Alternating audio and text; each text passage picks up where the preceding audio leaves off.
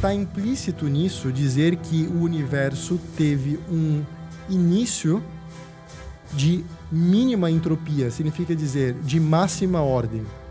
Isso me anima muito porque esses fundamentos me ajudam a entender a própria vida e as coisas que acontecem ao redor, né?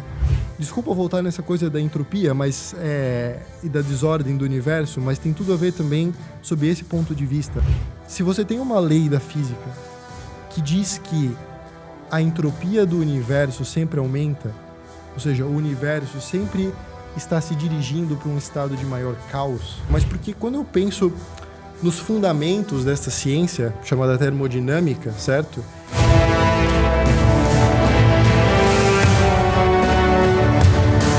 Seja bem-vindo ao Pax Podcast. Aqui a gente fala sobre a fé vivida no cotidiano, fala sobre família, boletos, filhos que queremos criar com raízes fortes. E hoje aqui a gente tem um tema muito interessante que você precisa entender uma coisa, né, Cássio? Como é difícil a gente conciliar essa coisa da oração, de Deus com o trabalho. É possível a gente fazer isso? Isso aí. Hoje a gente está com o Gabriel Berlato aqui. O Gabriel Berlato vai ensinar a gente a como equilibrar esses pratos, se é possível equilibrar esses pratos.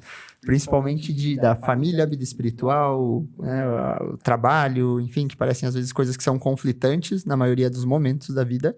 E assim, como que eu consigo ser um católico melhor, um cristão melhor, levar Deus e a presença de Deus para dentro da minha vida cotidiana. Seja bem-vindo, Gabriel. Obrigado, é um prazer estar aqui, obrigado pelo convite. Eu nunca estive tão nervoso, Gabriel. Assim, parece trabalho de escola.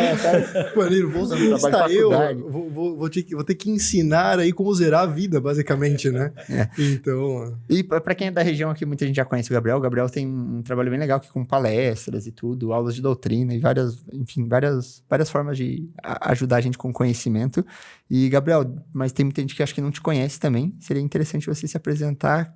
Quem é o Gabriel Berlato? Sou o Gabriel Berlato, esposo da Letícia, pai do Augusto e da Sofia e engenheiro mecânico, na parte de ar-condicionado aí. Então, esfriar as coisas é comigo. Mas essa coisa de conciliar tudo, né? Puxa, é difícil dizer que tem como ensinar isso, né? Acho que um caminho de aprendizado constante que se leva uma vida, certo? É difícil poder dizer que se consegue ensinar algo nisso, mas de fato é uma arte e tem muitos caminhos possíveis, né? Para isso, para a gente poder aprender, buscar esse conhecimento e conseguir equilibrar os pratos. Eu gosto muito dessa imagem de equilibrar vários pratos ao mesmo tempo, né? Porque é isso que, se você descuida de um dos pratos, rapidamente cai no chão, quebra, às vezes dá para consertar, às vezes não, né? Então, pensar isso, quais são os impactos de eu deixar cair o prato da educação dos filhos, ou da vida espiritual, ou outros pratos menorzinhos, né, que talvez não tenham uma importância tão grande assim, mas que também geram um impacto na vida de cada um, né? Até assim, desculpe interromper, mas o que eu imagino que boa parte da galera que assiste aqui, e até falando um pouco da nossa vida também, a gente tá aqui porque tá procurando ter uma vida mais próxima de Deus, ter um contato maior com Deus. Então, ter uma vida, né, assim, que transcenda um pouco essas realidades temporais ali do meu trabalho, né, as coisas que eu tenho que fazer, acordar e trabalhar, ir pro escritório e tudo. Então, você acaba... eu quero estar mais próximo de Deus, quero ter uma vida maior de oração, apesar das dificuldades e tudo. E parece que essas nossas obrigações, esses nossos deveres, muitas vezes acabam sendo barreiras, assim, obstáculos. Então, tipo, não posso rezar mais porque eu tenho que estar na hora de trabalhar, ou sei lá, porque eu tenho que... Ou acabou o expediente, agora eu vou rezar. Não é essa a ideia, né? Isso, enfim. A gente consegue conciliar, né? Deus, nesse trabalho que a gente tem do dia a dia. Porque daí você está sempre meio que tentando... se eu vacilo na oração ou vacilo na vida espiritual por conta do trabalho. Aí se eu, sei lá, tô dando atenção pra família, eu tô deixando meio que o trabalho meio de lado. Então, como chegar nisso, assim, sabe? Tem algum caminho que você acredita que seja ideal? Que o próprio uso da palavra conciliar, ele diz bastante, porque querer conciliar duas coisas implica, ou está implícito nessa ideia, de que existe uma oposição. Certo? Então, eu acho que o primeiro passo é entender que não há o que conciliar, porque não são coisas que estão contrapostas em si mesmas, poderia ser na sua essência, certo? São duas faces de uma mesma moeda, ou várias faces, certo? De uma mesma realidade, que é a nossa vida, certo? Então, no fundo, não se trata de querer conciliar trabalho e vida espiritual, mas entender que essas duas realidades, elas acontecem e elas podem acontecer e devem acontecer simultaneamente, né? De modo que o meu trabalho se torna oração e, inclusive, posso fazer oração durante o trabalho, certo? Então, primeiro, esse eu diria que é o primeiro ponto, né? Entender que é preciso, não é exatamente uma conciliação de duas coisas que são opostas, mas entender que são duas faces de uma mesma realidade, né? E você usou esse termo, né, de dizer, poxa, cuido mais aqui e descuido mais do outro lado. Isso, bem, na formação da engenharia mecânica, e eu que trabalho na parte de ar-condicionado, né, isso pertence a uma área da ciência que se chama ciências térmicas, certo? E isso tem tudo a ver com essa ideia dos pratos se movimentando e manter em equilíbrio, certo? Então, eu vou tentar assim, talvez as pessoas começam a pensar em ciências térmicas, termodinâmica, e já dá um arrepio, assim, nossa, aquelas aulas de física insuportáveis. Mas, veja, o fato é que essas realidades da ciência, elas podem ser muito úteis para a gente entender por que as coisas acontecem do jeito que acontecem na nossa vida, né? E eu me considero um felizardo de ter acertado a minha formação acadêmica e também o meu trabalho. Não somente do ponto de vista de, assim, satisfação do trabalho, mas porque quando eu penso nos fundamentos dessa ciência, chamada termodinâmica, certo? Isso me anima muito, porque esses fundamentos me ajudam a entender a própria vida e as coisas que acontecem ao redor, né? Então, por exemplo, focando muito nessa ideia dos pratos, tá? Sendo mantidos em equilíbrio ao mesmo tempo. Existe na termodinâmica uma lei. Todo mundo já deve ter ouvido falar de leis da física, certo? Uhum. Tem a lei da ação e reação e várias outras. Na termodinâmica, a segunda lei diz que os sistemas ou os processos que acontecem na natureza, eles têm uma direção natural, certo? Então, os processos que acontecem na natureza têm uma direção natural. Então, pensemos nesse copo, certo? Se ele estivesse na geladeira e eu tiro esse copo da geladeira e deixo em cima dessa mesa, o que se espera é que essa água esquente, certo? Se o ambiente aqui, se o ar que está aqui em volta, ele estiver mais quente do que esse copo d'água, a água vai esquentar. E seria muito estranho que acontecesse o contrário, certo? Seria muito estranho que eu tirasse a minha latinha de cerveja da geladeira, colocasse em cima da mesa e, de repente, ela ficasse mais frio ainda, sendo que tá calor aqui, certo? Então, o que a segunda lei da termodinâmica está dizendo existe um sentido, uma direção que os processos da natureza seguem. E essa direção, vai dizer a segunda lei, é sempre a direção que leva para o estado de maior desordem. Opa, peraí. Agora acho que eu tô entendendo onde vai chegar. Então, aí é que tá. Por isso que eu disse, tem tudo a ver com os pratos, certo? Porque essa é a formação da segunda lei termodinâmica. Os processos acontecem na direção que leva ao estado de maior desordem. Então, a água fria, certo? Quando você olha as moléculas dela, elas estão menos agitadas e mais juntinhas umas das outras. Quando essa água aquece, essas moléculas elas ficam vibrando mais e elas não estão mais juntinhas umas das outras, estacionárias, bem encaixadas, certo? Ou seja, o estado de água aquecida é um estado de maior desordem, certo? Maior desordem. As ciências térmicas vão chamar isso de um estado de maior entropia. Entropia é essa medida de desordem das coisas, certo? Então, todos os processos têm um sentido e eles caminham no sentido de um estado de maior desordem. Mas alguém pode dizer, tá, mas então como é possível que eu esfrie essa água ou colocar ela na geladeira? certo? E a resposta é que você consegue combater a desordem injetando energia. Certo? Tá. Então você pensa o seguinte, você tem uma geladeira e a geladeira deixa as coisas frias. Certo? Como é que ela consegue fazer isso contrariando a tendência natural de que as coisas esquentem? Porque o ar do ambiente está quente. Você só consegue fazer isso porque você está injetando energia em forma de eletricidade. Que tem um monte de componentezinhos lá que fazem mágicas e tal. Cria um ar frio lá dentro. E cria um ar frio lá dentro. Tá. Certo? Mas precisa de uma ação para que ela não... Alguém não caminhe precisa, pra você sorte. precisa injetar energia naquele sistema para que o estado de desordem diminua, para que você pegue uma substância, um elemento, um sistema que está num estado de desordem alta e traga ele para um estado de desordem baixa, de menos desordem, certo?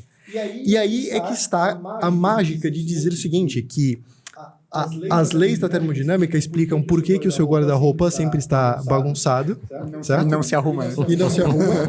E também explicam, dão indícios de como começou o universo e também dá indícios de como o universo vai terminar. Essa é a segunda lei. Essa é a segunda lei da termodinâmica. Eu pretendo parar nessa. Porque é mais importante e é mais útil aqui para essa ideia, certo? Então, veja, se você para de colocar energia nesses pratos que você está tentando equilibrar, a natureza vai se encarregar de levá-los a um estado de maior desordem, cair e quebrar no chão. Certo? Você só consegue impedir o aumento desse estado de desordem enquanto você injetar energia nesse sistema, certo? Então, veja, como conciliar? Talvez a primeira ideia é entender, não tem muito que... Não é exatamente conciliar, porque não são ideias opostas. Mas uma segunda ideia é entender o seguinte, para você conseguir fazer todos esses pratos rodarem ao mesmo tempo, você tem que estar injetando energia e injetando energia na quantidade certa. Porque se for menos, os pratos vão começar a cair, certo? Então, Profundo, peraí. Um pouco da ideia aqui, né? Então, é isso que eu mencionava. A termodinâmica consegue explicar isso. Por que o guarda-roupa fica bagunçado e pegando esse parênteses. O guarda-roupa é a mesma coisa, certo? Se você vai lá, gasta energia deixando tudo bonitinho. Aí, ok, o tempo vai passando, alguém tira uma camisa de lá, isso e aquilo. Se na hora que você for colocar de volta, você botar um pouquinho menos de energia do que você gastou quando você estava organizando da primeira vez, pronto, ao invés de botar no cabide, você já vai deixar em cima. Joga, enrola assim. Então, eu acho que uma segunda ideia é essa, né? Que essa conciliação exige estar constantemente injetando energia. E, assim, tua formação foi na área de engenharia, então né, acho que já ficou muito claro que existe uma razão por trás do...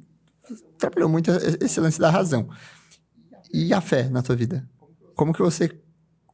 Ela também não entra em contradição, assim, contraposição, a fé e a razão, porque você formou em engenharia e tudo, e, enfim...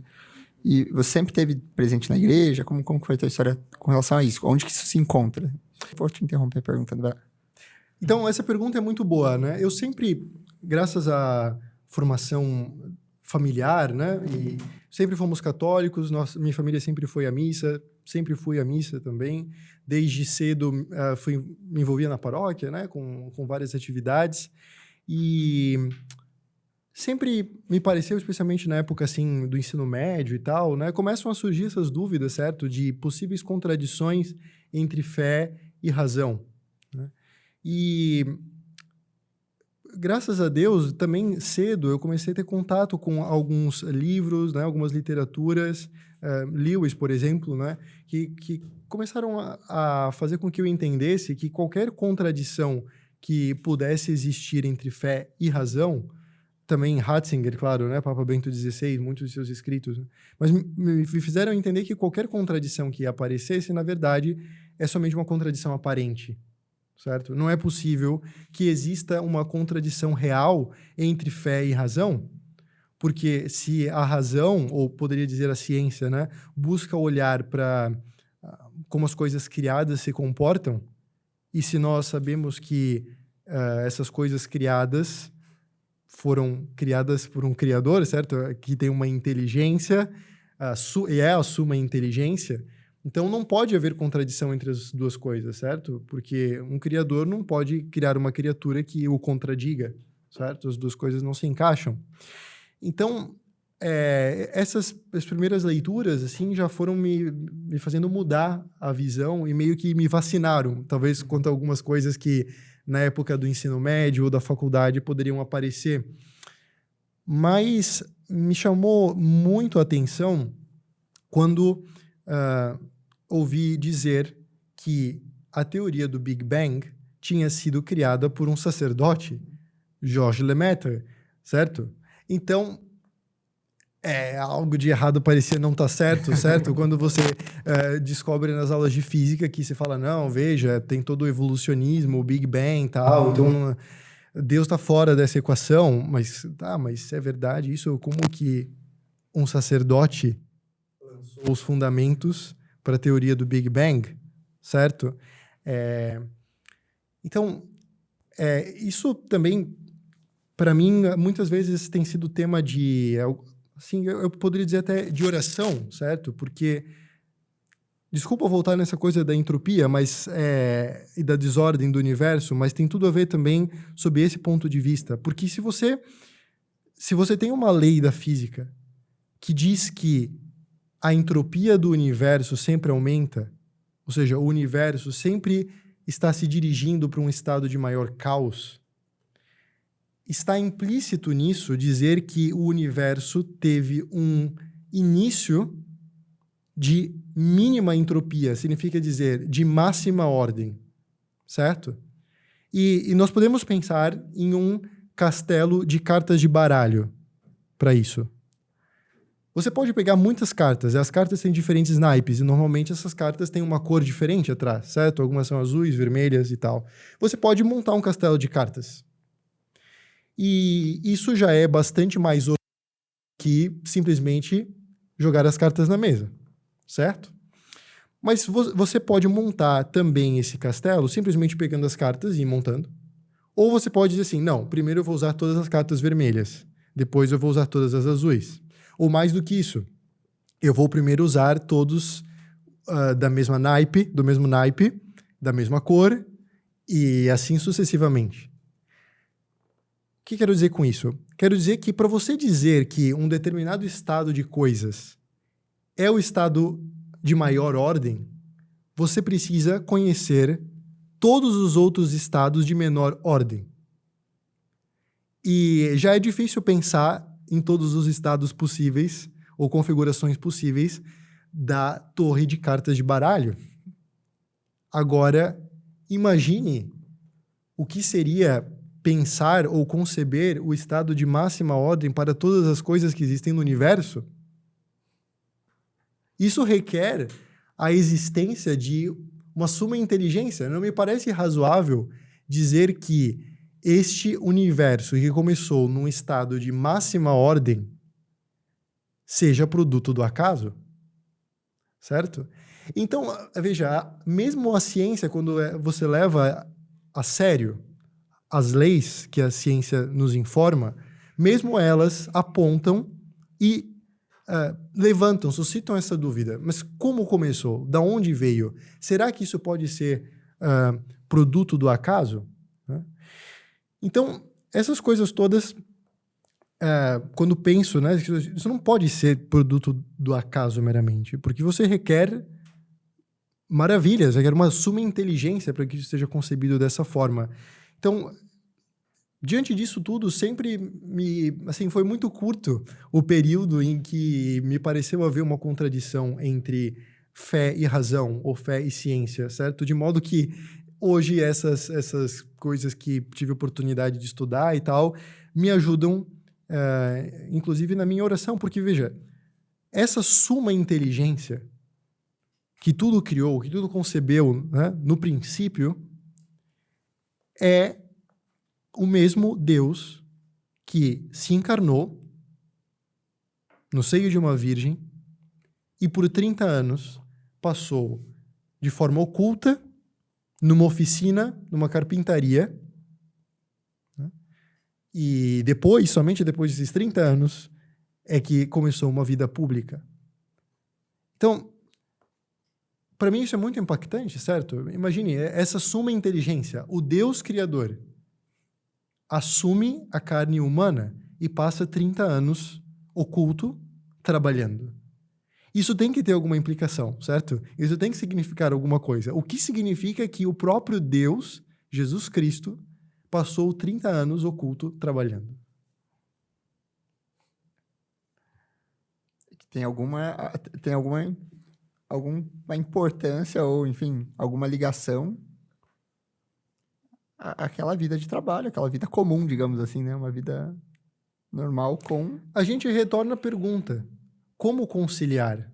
Certo? Como conciliar vida espiritual e trabalho? E a gente então volta para esse modelo que é Jesus Cristo, certo? Se Cristo passou 30 anos oculto em uma carpintaria trabalhando, então nós podemos começar a responder essa questão da conciliação olhando para essa realidade, certo? Então, primeiro, entender que não são realidades contrapostas, entender que nós precisamos colocar esforço para que as coisas estejam bem reguladas e olhar para esse exemplo de Jesus Cristo, né? Então, não existe essa contradição, por exemplo, não é que o nosso tempo ele esteja sendo disputado pelo trabalho e disputado por Deus. Não. Deus não se contenta com nada menos do que tudo. Certo? Ele é Deus. Certo? Então, ele nos quer por inteiro. Ele nos quer 100% do tempo, em 100% das nossas ocupações. Mas isso não significa passar o dia inteiro na igreja, certo? Não significa passar o dia inteiro ativamente pensando em Pai Nossos, Ave Marias e ouvindo canto gregoriano. Não é esse o tópico, não é esse o ponto, certo? Essa conciliação entre a vida espiritual e o trabalho tem como fundamento a noção de que nós sempre estamos diante de Deus. Sempre estamos diante de Deus.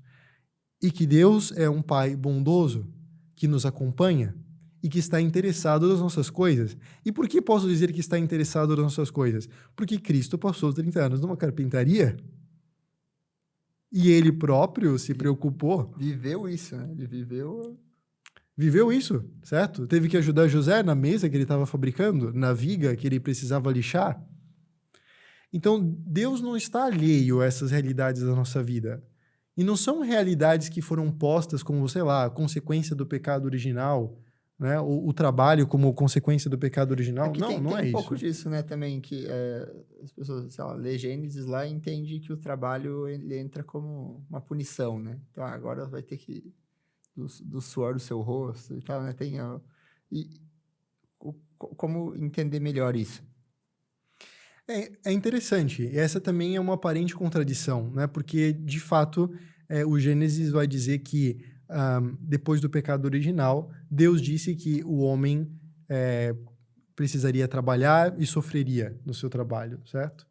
Mas, na verdade, Deus disse que o homem precisava trabalhar antes do pecado original. Porque o mesmo Gênesis vai dizer que Deus colocou o homem no jardim para que o cultivasse, certo? Em outras palavras, usando a expressão latina, ut operaretur, colocou o homem no jardim do Éden para que ele trabalhasse.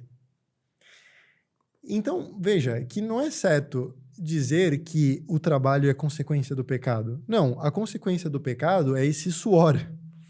É este sofrimento que vem junto com ele, certo? Então, o trabalho, essas atividades humanas foram queridas por Deus desde o começo da criação. E, pode. Não, Gabriel, você comentou que no ensino médio, vou voltar um pouco ali, mas no ensino médio você já começou a ler e se interessar por entender de forma racional também a fé. E entendeu já logo cedo que, cara, não havia uma contradição entre uma coisa e outra.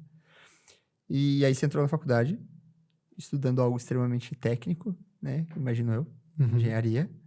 E isso foi reforçando ainda mais aquilo que você já pensava. Pelo Sem que você dúvida. fala mesmo, você consegue entender, né, nessas descobertas da ciência, nesse conhecimento científico que existe também sobre como a natureza se comporta, ainda mais a grandeza de Deus, certo?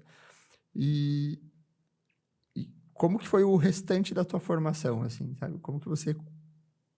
Onde que você buscou essa espiritualidade e linkar essas coisas que envolvem a natureza, então a própria ciência e o trabalho com a fé? Isso também não vem de uma forma muito natural, certo? Então, graças a Deus, dentro da igreja, nós temos diferentes espiritualidades, certo? Deus foi mostrando coisas diferentes ao longo do tempo e essa realidade do trabalho como uma via para a santificação pessoal, ela sempre foi o cerne da mensagem de São José Maria Escrivá, certo? Então, também na época da faculdade, eu pude ter contato com estes ensinamentos de São José Maria que foram me ajudando a resolver exatamente isso que conversávamos, certo? Como conciliar? Será que essas realidades são opostas? Porque eu tinha exatamente essa mentalidade. Cada segundo que eu não estiver dedicando para Deus, seja, sei lá, trabalhando na paróquia, escrevendo um livro, escrevendo um artigo, fazendo um post no Instagram, sei lá. Então, qualquer momento gasto que não fosse algo disso seria em vão, certo? Porque, o que isso tem a ver com a minha vida eterna, né? Então, quando eu tive a oportunidade de conhecer mais dessa mensagem de São José Maria, essa contradição simplesmente desapareceu, porque o que diz São José Maria é exatamente o que falávamos, certo? O trabalho não é uma realidade de consequência do pecado original, não. Deus quis que fosse assim, foram assim que viveram os primeiros cristãos, né? E, portanto, esse continua sendo o caminho, um caminho possível de santificação para todos aqueles que estão no mundo, certo? Que são cristãos correntes. Então, depois, durante ainda a faculdade, mas também depois, esse aprofundamento nesses estudos de São José Maria me permitiram indo cada vez mais compreendendo como juntar essas duas realidades e outras, certo? Também a realidade da família e a realidade dos trabalhos sociais, do voluntariado, certo? Tudo isso está dentro deste grande plano de Deus para a vida humana. Nenhuma dessas realidades está excluída de uma relação com Deus ou de uma conexão que possa ser feita com a vida espiritual. Tudo pode se tornar oração, certo? E podemos sempre estar na presença de Deus.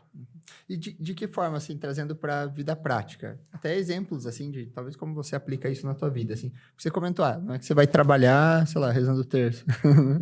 Então, como que você santifica o trabalho? Como que você transforma essas realidades que, né, aparentemente muitos podem achar que são contraditórias ou que é um tempo que você não está dedicando para Deus? Como que você dedica isso na prática para Deus? Então, novamente, todos os textos, né, toda a espiritualidade de São José Maria vão ajudar muito a compreender. Então, esse, sem dúvida, é um caminho que merece ser bastante explorado, né, para entender tudo isso. A ideia de santificação do trabalho e do trabalho como uma via, certo, para nos salvarmos, nos santificarmos, nos tornarmos melhores também, né, ela tem na sua raiz uma ideia simples. Para santificar o trabalho, em primeiro lugar, é necessário que ele seja bem feito, certo? Isso também se dizia de Jesus Cristo, né? Tudo fez bem feito. Então, esse é um primeiro ideal. A gente está numa mesa que Jesus fez, cara. Pois é, nossa, um nível de perfeição, assim, do trabalho, né? Super acabado. Então, essa é uma primeira ideia. Para que a gente possa santificar o trabalho que realizamos, nós precisamos que ele seja feito com o maior esmero possível. Claro, nem eu, nem você conseguimos fazer um trabalho 100% perfeito. Mas a gente pode fazer um trabalho com a máxima qualidade que conseguimos atingir com o máximo dos nossos esforços, né? Então, essa é uma ideia de fundo, certo? Para a gente poder pensar em santificação através do trabalho profissional. Entendido isso, um segundo aspecto importante é colocar intenção, certo? A bondade ou a maldade daquilo que fazemos passa em boa parte pela intenção com que realizamos, certo? Então, eu posso trabalhar e posso trabalhar muito bem, fazendo um trabalho muito bem acabado, mas pelos motivos errados, certo? Posso fazer isso meramente pelo dinheiro. Posso fazer isso meramente pelo prestígio profissional que isso vai me trazer. E, claro, se forem essas as ideias principais, não é possível que esse trabalho seja oferecido a Deus e sirva para minha santificação. Mesmo que seja um trabalho de excelência, assim. Exato, porque esse é só o primeiro passo. O segundo passo está em colocar a intenção correta. E qual é a intenção correta? Busco fazer isso por amor a Deus. Uma retidão de intenção, né? Retidão de intenção. Falando tantas coisas aí, e eu fiquei pensando, né? Você comentou do Papa Bento, né? Acho que algum Papa falou com essa ideia de que a fé e a razão são como duas asas, né? Que precisam meio que bater juntos para levantar voo. E quando eu penso também nessa, não sei se é uma hipótese, mas o pensar, né, no meu dia a dia, como eu posso talvez acordar e já ter uma rotina que eu possa dedicar às coisas que eu faço a Deus, né?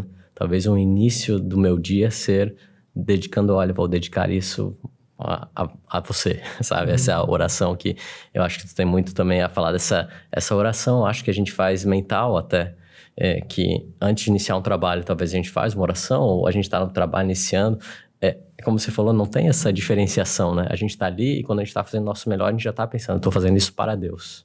Seria um caminho de pensamento nessa ideia. Quando eu, sei lá, vou abrir lá vou lavar a louça, eu posso lavar uma louça pego meu filho no colo, talvez eu esteja ali realmente presente ali com essa intenção de amor a ele e realmente pensando que, poxa, eu estou fazendo o meu melhor, estou dando o meu melhor, estou realmente presente aqui. Vem um pouco nessa linha também de estar presente no que você está fazendo naquele momento, né? Sim, exatamente, porque se nós começamos por fazer bem feito, depois passamos pela intenção, a gente também precisa se perguntar, tá, mas e depois, certo? Como eu ainda traduzo isso um pouco mais, assim, concretamente, né, ao longo do tempo? Então, depois, uma vez que eu tenho a intenção reta, aí entram vários artifícios que vão me ajudar a lembrar por que eu estou fazendo o que eu estou fazendo e para quem eu estou fazendo. E aí é que entram várias coisas que podem ser feitas. O costume de fazer uma oração antes de iniciar o trabalho é um excelente meio. Uma oração que pode ser, certo, uma simples frase. Senhor, obrigado. Senhor, eu ofereço esse trabalho a ti. Isso já é uma oração inicial, certo? Então, a do começo, a do fim, talvez a do fim mais importante, né? Porque São José Maria costumava dizer que ele não era fã de abençoar as pedras fundamentais, certo? Em muitos lugares, mesmo quando se constrói uma igreja, né? Se tem esse costume de fazer o lançamento da pedra fundamental, né? Essa primeira que começa. Ele dizia que ele queria que tivesse no ritual de bênçãos uma bênção para a última pedra. Porque essa era mais importante do que a primeira. Né? Começar é fácil, né? Exato. Então, começar, terminar, certo? Saber oferecer também quando começamos e quando terminamos. Mas e todo o resto do tempo? Aí, cada um vai poder buscar de acordo com a sua própria realidade. O meu trabalho, quando estou lá imerso nos cálculos e tudo mais... Você faz projetos ali de...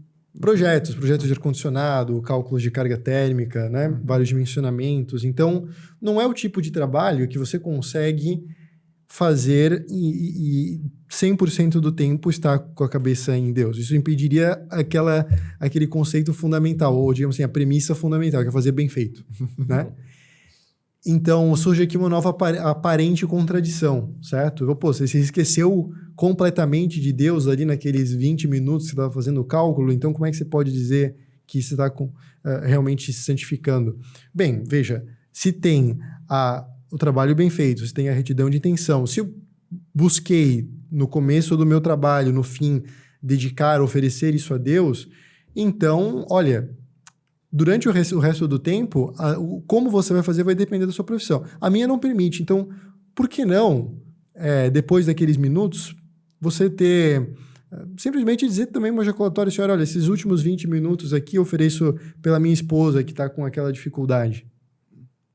certo? É um pensamento que é a oração, que vai se traduzindo nesse diálogo constante com Deus. E de volta à ideia da presença de Deus ao longo de todo o dia. Então, Deus nos acompanha sempre.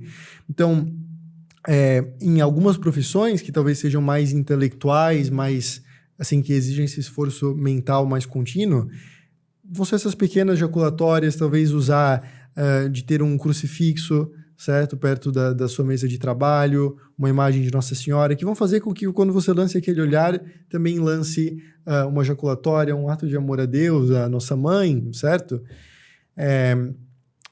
Outros trabalhos vão ser diferentes. Tinha uma época que, quando eu estava fazendo estágio, era um trabalho super manual, assim. Ainda era de projeto, mas era super manual. De modo que dava para eu ouvir cursos. Então, estava lá ouvindo Engenharia da Santidade do Padre Paulo, enquanto eu fazia lá o projeto. Porque era um negócio super mecânico, certo? Não era o momento de... Então, por que não? Dá para fazer isso.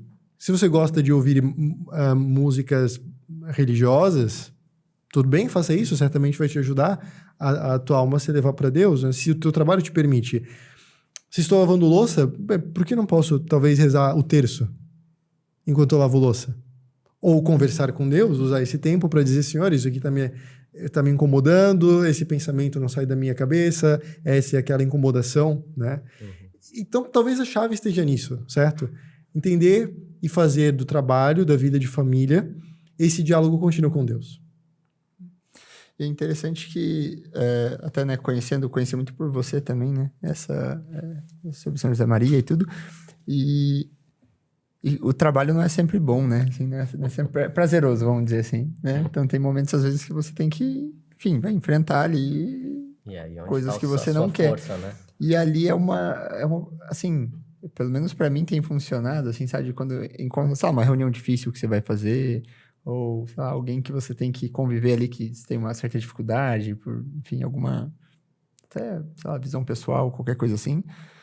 E você, ou um trabalho chato mesmo, você sabe que, pô, tem que resolver isso daqui e eu não gosto, não quero fazer, e eu vou deixando para depois, e aí eu vou, né, postergando, fazendo aquilo que eu gosto antes de fazer o que eu devo fazer, né? E quando você começa a olhar com esse tom sobrenatural também, as coisas, né, do teu cotidiano, você começa a falar, não, peraí, deixa eu trazer isso, assim, esse esforço a mais, isso porque, Senhor, é para ti, sabe?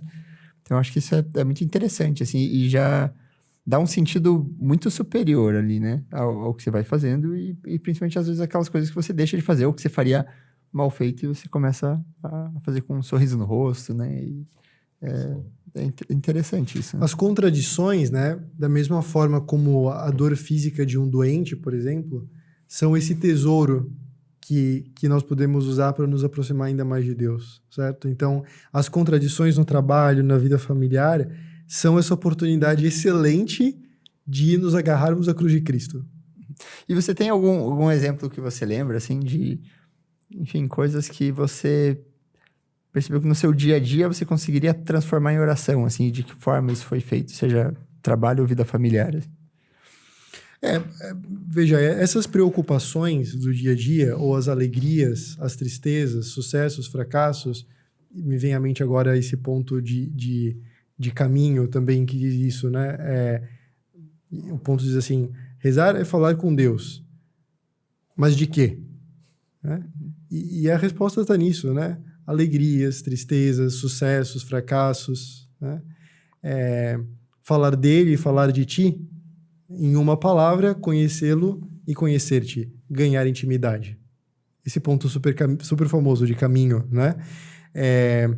Então, todas essas realidades se tornam ocasião para falar com o nosso Pai Deus, certo? Conhecê-lo e conhecer-te. Então, você fala de si, fala dos outros ao teu redor, mas busca também falar dele, talvez fazendo oração, lendo o Evangelho, buscando conhecer mais a vida de Cristo, se perguntando, Senhor, como eu posso colocar aqui na minha vida, nessa situação concreta, o que tu queres me ensinar, certo? Como eu posso viver isso que está aqui no Evangelho? Então, tudo vai tendo cores diferentes, certo? Novos contrastes, novas nuances na vida. E Então, basicamente isso, certo? Entender que tudo pode ser tema de oração. Tudo. Oração com os Pai Nossos e as Ave Marias é um tipo de oração, certo? É chamada oração vocal, mas um tesouro importante também está na oração mental. E é interessante que São José Maria, você tem isso de transformar as realidades cotidianas ali, né? Então, transformar isso em oração. Mas isso não é, então, já que meu trabalho é oração, então, tipo, não preciso rezar, sei lá. A pessoa pode acabar entendendo errado isso também, né? Claro. Então, de que forma que você vê que é possível, até nas palestras você fala bastante, né, sobre isso, sobre São José Maria, né? A gente tem o plano de vida, né? Então, você colocar ali elementos, atos que você vai colocar ao longo do seu dia que vão te ajudar a talvez voltar e relembrar, né? Que acontece comigo, por exemplo, eu estou trabalhando, aí você faz uma oração no começo ali, e de repente você esquece mesmo. Você fala, nossa, não é só orar, né, cara? Você tem que orar e tem que agir, né? E daí você passou o dia todo e falou, nossa, nem lembrei sabe? Fiquei um longo tempo, nem lembrei de Deus, assim, durante todo esse período, assim, sabe?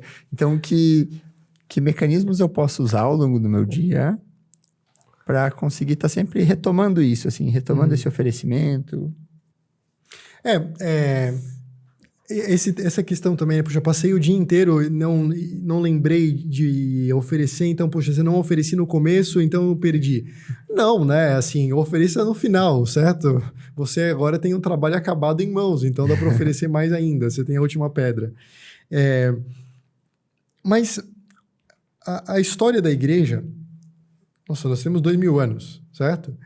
Então, ao longo desses 2000 anos, muito conhecimento foi sendo acumulado e poderia dizer meio que se também foi traçando como que uma receita da santidade, certo? Qual que é o mínimo denominador comum entre os santos? Seja o santo que está lá, que foi monge a vida toda, ou um Carlo Acutis, certo? O que tem de denominador comum entre todos esses, certo? E não é difícil de ver que, em primeiro lugar, está a Eucaristia, certo? Então, a Eucaristia é o centro, né? É o cume da vida espiritual. Então, se nós queremos essa proximidade com Deus, a participação frequente na Santa Missa, a comunhão frequente, sem dúvida alguma, é o elemento primeiro e primordial. Também é esse denominador comum o amor a Nossa Senhora, certo? Não tem verdadeira vida interior sem um profundo amor a Nossa Senhora. E depois outros elementos, a leitura recorrente do Evangelho, a leitura de um livro espiritual, as confissões, buscar direção espiritual. Todos esses são elementos que, assim, ninguém precisa reinventar a roda, certo? Olhemos para a história, olhemos para a biografia dos santos e entendamos o que foi que eles fizeram, certo? Qual é esse denominador comum entre os monges de clausura e aqueles que estão no meio do mundo e que ainda assim se santificaram, certo? Então, é nessa linha. E não faltam manuais, textos e tantos outros materiais que podem nos ajudar a montar esse plano de vida, montar esse conjunto de práticas espirituais que vou buscar ter. E aí, retomando o que você falava, né, Tiago, da importância da oração pela manhã. Qual vai ser esse conjunto de práticas de piedade que eu vou ter? Como eles vão se ordenar ao longo do meu dia? Como eu vou distribuir eles ao longo do meu dia de forma que sejam como que despertadores, que se eu passei muito tempo sem pensar em Deus, me façam naquele momento voltar, sabe? Sei lá, o Ângelus, por exemplo, né? Sei lá, perto do almoço, está correndo para terminar aquela atividade de trabalho que tem que sair antes desse horário, e chega meio-dia e você lembra, o meio-dia é hora do Ângelus. E pronto, né? Nosso pensamento já vai para Deus. Bom, por vezes eu tava com muita fome, nossa, Ângelos, agora. Mas tudo bem, né? A gente vai, eu acho que evoluindo, né? Mas acho que quando você não quer fazer e você vai lá e faz, acho que tem mais mérito ainda, que Deus quer ver você lutando. Né?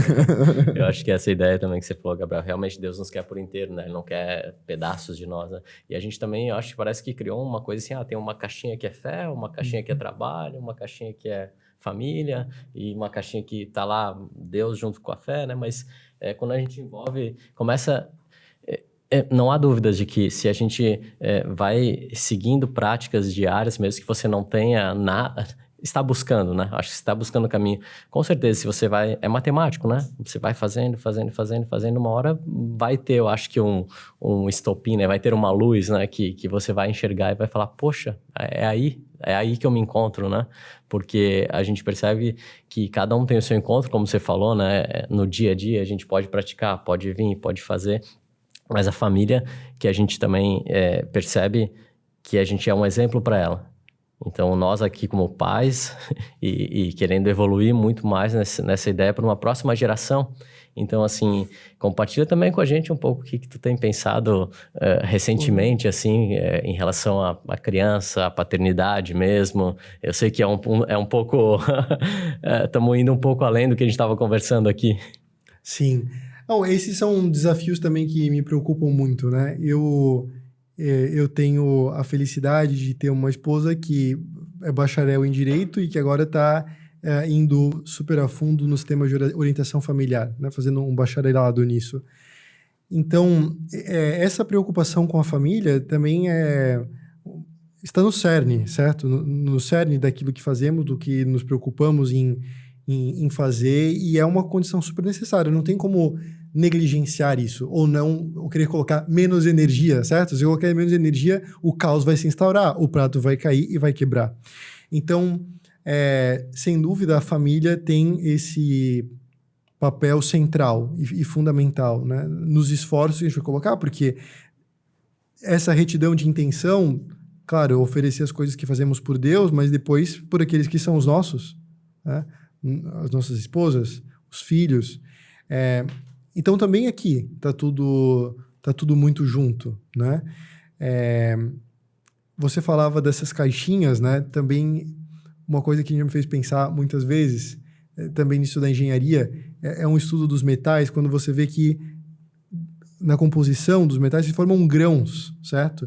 E quanto mais grãos tiver, assim, quanto mais fissuras houver dentro de um determinado metal e tudo mais fácil de quebrar, certo? Mais fácil de você romper aquilo.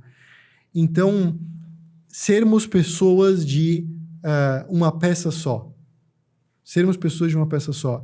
Que não tem essa compartimentalização interna nem externa entre o que é a minha vida do trabalho, da família, do voluntariado, da vida espiritual. Não, pessoas de uma peça só, que são as mesmas em todas as situações, que estão sempre com as mesmas preocupações em mente, né? E isso vai fazer com que, enquanto você estiver no seu trabalho, você haja pensando na sua família, enquanto você estiver na sua família, você também haja pensando no seu trabalho, e tudo direcionado para o mesmo objetivo, né? Interessante, né? Que é o Deus quer a gente por inteiro, quer o todo. Então eu vou abandonar as coisas que eu tenho, minhas obrigações, e vou para a igreja. Tipo, não é o todo, é você na sua família, é você, é o Thiago pai, é o Thiago marido, é o Thiago empresário, é todo mesmo, momento, né? Até eu vi esses tempos um sacerdote, uma meditação, né, comentando sobre essa ideia de que Jesus deu a vida por nós. E quando você ouvir, você pensa assim, o que quer dizer? Quer dizer que ele morreu por nós. Não, ele deu a vida, ele deu tudo. Né? Então, inclusive os 30 anos ocultos ali, né? Os 30 anos de trabalho, de vida cotidiana também. E isso é bem interessante, né, Gabriel? Como que o pessoal daqui da região consegue ter mais contato com formações, que atividades que você sugere, assim, para quem se interessar mais por conhecer essa espiritualidade e quem quer viver isso, né? Essa santidade, buscar santidade no cotidiano. Claro. Bem, o que buscamos fazer, né, nessas palestras, nessa loja de doutrina, nada mais é do que, como diz a Escritura, ensinar aquilo que recebi, certo? Que Deus nos livre de querer ensinar algo novo ou criar algo novo, certo? Então, ensinar aquilo que recebemos. E esse é o espírito, através de São José Maria, que fundou o Opus Dei, certo? Então, o que o Opus Dei busca é ensinar aos homens, mostrar, desbravar esse horizonte, né? Os homens e as mulheres, desbravar esse horizonte de santidade no meio do mundo, né? Então, para tornar isso conhecido, tornar isso palpável na vida das pessoas, a obra oferece vários meios de formação que vão desde palestras sobre temas de doutrina cristã, temas da vida cristã, perdão, depois temas de doutrina, retiros, direção espiritual, certo? Então, aqui em Santa Catarina temos um centro cultural onde se oferecem atividades de formação do Opus Dei, o Centro Cultural Navegantes. Em Florianópolis, então há diversas atividades que acontecem, e em vários lugares de Santa Catarina tem pessoas que também participam dos meios de formação do Opus Dei e organizam outras atividades, certo? Como eu falava, palestras, aulas de doutrina, então também é possível, a partir do contato com o Centro Cultural, entender qual é a oportunidade mais próxima que tenho para conhecer mais a fundo essas realidades. Legal, a gente vai deixar na descrição aqui, né, o contato, às vezes alguém que tem interesse pode entrar nos links da descrição. Então, pedir também para você se inscrever no canal, ajuda aqui a gente bastante. A nossa próxima meta são 500 inscritos, né, Cássio? 500, eu queria 1000 já. Vamos para 1000 já, né? Vamos dobrar a meta. Né? Dobrar a meta. Então, se inscreve aqui no canal, que isso faz também esse vídeo chegar a outras pessoas que possam ter interesse aqui na região. E também ajuda a gente a motivar e trazer mais pessoas para cá, para saber que vocês estão gostando. Tem um episódio também recente com o professor Zezinho. E também, em breve, temos novos episódios aqui com alguns padres. Então, uma ideia central aqui é que a fé não tá desconexa do trabalho, né? Então, isso não é possível, né? Então, ela é necessária estar realmente presente todo o tempo. Queria agradecer, então, Gabriel, a sua presença, agradecer pelo tempo aí e deixa uma mensagem para nós. Talvez o que você deixaria... O que tem alguma mensagem no seu computador lá? Tem um post-it com alguma frase, alguma coisa? Lembrar sempre, né? Talvez. Ou deixa pra gente uma mensagem, então. Claro. Bem... esse dia a dia, certo? Todas essas coisas que precisamos fazer, muito facilmente a gente pode começar a passar a agir pelos motivos errados, das formas erradas e perder Deus de vista, né? Então, em suma, nós precisamos entender que estar com Deus é a receita para a felicidade, certo? Então, buscar, entender, aprender como viver a vontade de Deus e como viver na presença de Deus, no fundo, é a receita da felicidade, né? Então, bem, foi um prazer estar aqui com vocês e quero aproveitar para parabenizar também por essa excelente iniciativa aqui no Pax, né? Que, sem dúvida, já está trazendo muitos frutos e vai trazer muitos mais ainda. Muito bom. Lembrar aqui, então, da causa que surgiu esse podcast, né, Cássio? Vamos lembrar aí novamente? Lembra para nós? A gente está auxiliando, né? Juntando aqui energia, né, para erguer uma igreja, porque sem energia, se não colocar energia, a obra não sai. Exatamente. Não acontece. Então, e ali é literalmente da engenharia, né? Da engenharia civil, mas da engenharia tem que botar energia. Então, a gente está né, todos os esforços aqui, em orações e esforços materiais também, né? Na campanha de arrecadação de fundos, dinheiro, para construção da igreja da Paróquia Senhor Bom Jesus, do Monte Alegre, né? Então, é um bairro de Camboriú. E a gente já conseguiu aqui que uma galera começou a se sensibilizar e ajudar, e convidados que vêm aqui também. Sim. E tudo. Então, a gente deixa aqui sempre na descrição. E deixa no final do vídeo também, aqui o nosso amigo Edson coloca no final do vídeo como que tá o andamento da obra. E logo a gente vai ter o Padre Guilherme aqui também, comentando um pouquinho mais sobre a construção da igreja. Então, se você puder, né, e quiser, ajude, que faz muita diferença. Às vezes, eu sempre comento aqui, a pessoa fala assim, mas não tenho muito, não consigo ajudar com muito, né, para construir uma igreja. Cara, é um tijolo. Imagina se conseguir dar um tijolo de ajuda, é um tijolo que vai estar lá, né, numa obra, numa construção de uma igreja, de novo, que vai ter um efeito que a gente não consegue nem calcular, né?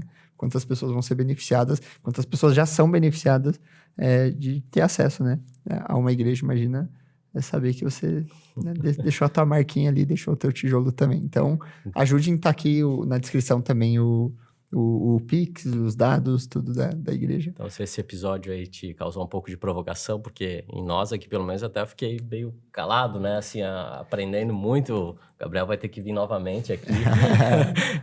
Então, compartilha esse episódio com outras pessoas. E muito obrigado. Se você chegou até aqui, não esquece, então, de curtir e compartilhar. Valeu. Valeu, obrigado. Tchau.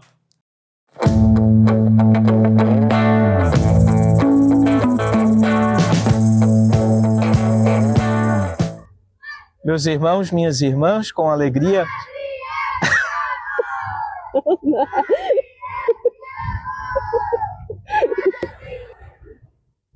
Meus irmãos, minhas irmãs, nós acabamos de completar mais um pedacinho da nossa obra, enchendo mais alguns blocos de fundação com 16 metros cúbicos de concreto nessa tarde. Quero agradecer a todas as pessoas que já estão contribuindo com a nossa obra, os nossos benfeitores, construtores, e pedir que a gente continue trabalhando, que você continue ofertando, para que a gente possa logo tirar a nossa igreja